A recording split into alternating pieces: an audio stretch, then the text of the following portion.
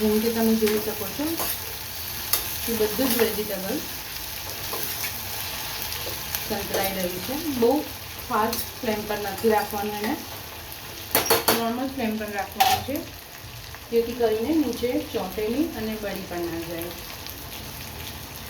5 minute એને સંતળાવવા દેવાનું છે.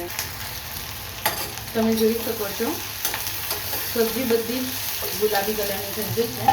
ત્યારબાદ એમાં મેં ટામેટાં પણ મોટા મોટા કાપ્યા છે.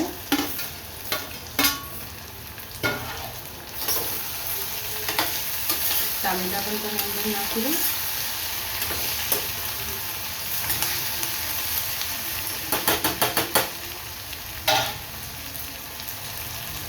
ફ્લેમને થોડી ધીમી કરી દો.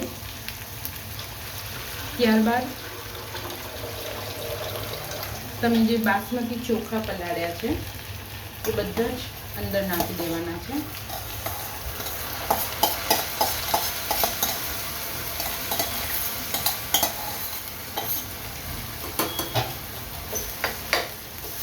અને એને સારી રીતે હલાવી દો.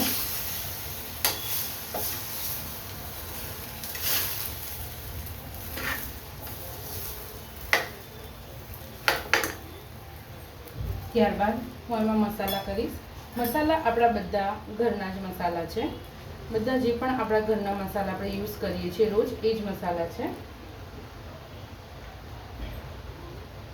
1 ચમચી મરચું, 1 ચમચી ધાણા જીરું,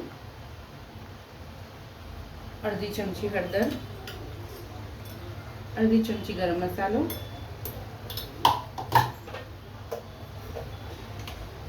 ત્યારબાદ સ્વાદ અનુસાર એમાં મીઠું નાખ્યા પછી સ્પેશિયલ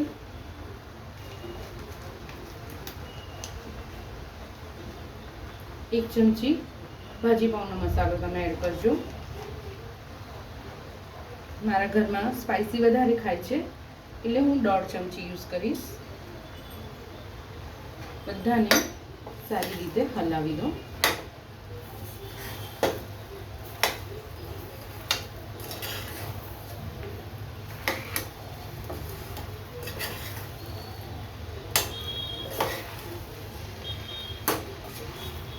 ગેસની ફ્લેમ ધીમી જ રાખવી. જ્યાં સુધી આપણે પાણી નથી નાખતા ત્યાં સુધી, નહીંતર ચોખા ત્યાં ચોંટી જશે.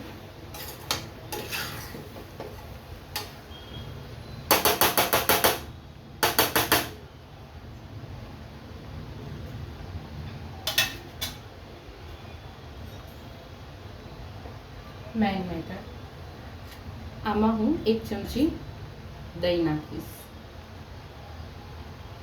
1 થી 2 ચમચી. ટેસ્ટ અકોર્ડિંગ તમે 2 ચમચી પણ નાખી શકો છો, 3 ચમચી પણ નાખી શકો છો. લાસ્ટમાં થોડી કસ્તુરી મેથી પણ તમે નાખી શકો છો. બધાને સારી રીતે હલાવી દો.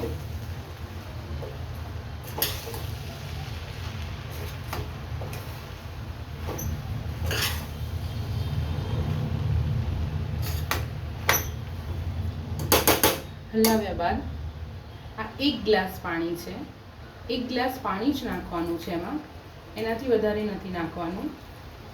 પાણી એટલા માટે વધારે નથી નાખવાનું કે જો તમે પાણી વધારે બનાવશો તો પુલાવના બદલે ખીચડી થઈ જશે.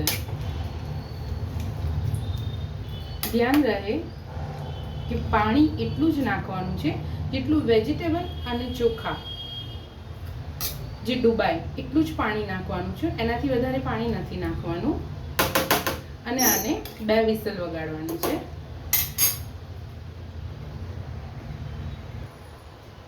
ત્યારબાદ એનું ઢાંકણ ઢાંકી દો.